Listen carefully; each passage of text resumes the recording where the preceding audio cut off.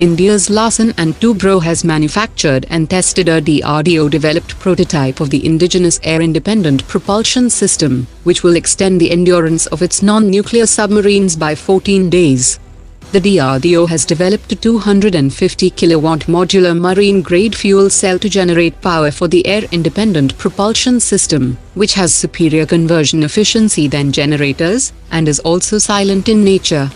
The air-independent propulsion system would be mounted in a hull extension that will be inserted between the crew area and the engine space, and the 6 Kalvari-class submarines will be retrofitted with the indigenous system during their first overhaul, which is around 5 years after their induction, while the 6 next-generation submarines under Project 75I will come equipped with the indigenous air-independent propulsion system.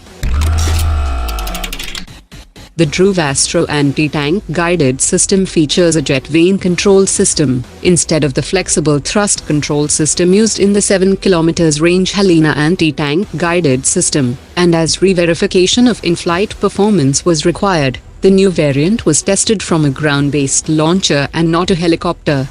The jet vane control system is one of the earliest methods of thrust vectoring used in rocket engines, which includes introduction of jet vanes in the exhaust stream of the engine, which allows the thrust to be deflected without moving any parts of the engine. DRDO officials have confirmed that after few more rounds of tests from the ground-based launcher, they will start testing from the Rudra helicopter. 2 Indian Navy veterans are promoting an artificial intelligence-based autonomous all-terrain vehicle under the Make in India policy, which will enhance the efficiency and supervision of Indian security forces along the international frontiers. It has a payload capability of 3,000 kilograms and a long endurance of 150 kilometers without refueling, which can be extended by additional fuel tanks in diesel variants, while a new electric variant can also be introduced depending on the tactical requirements. An analysis published in the Bulletin of Atomic Scientists has mentioned that India's nuclear strategy was traditionally focused on Pakistan, and India will now shift its focus towards China, which will likely to contribute to development and deployment of new capabilities over the next 10 years. The development of the AGNI-6 is under progress, and 3 additional systems are under development and they will soon be combat ready, after which Beijing will be within India's range.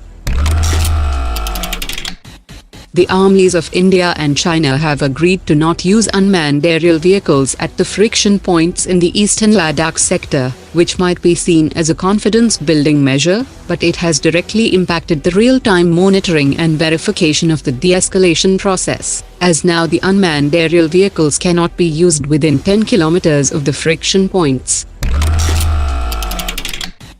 As 4 Indian naval ships participated in a 2-day joint exercise with the American supercarrier USS Nimitz off the Andaman coast this week. Another supercarrier USS Ronald Reagan teamed up with the navies of Australia and Japan to carry out a similar exercise near the South China Sea, and interestingly, these 4 navies would be in the Indian Ocean in November 2020 as part of the expanded Malabar naval exercise led by India, which would be a massive quad joint military exercise by default. After a high-level conversation between India's National Security Advisor Ajit Doval and his US counterpart Robert Charles O'Brien Jr., India and the US have intensified intelligence and military collaboration at an unprecedented level, which includes sharing of high-end satellite images, intercepts of telephonic conversation, and data sharing of Chinese troops and deployment of Chinese military equipments along the entire stretch of the LAC.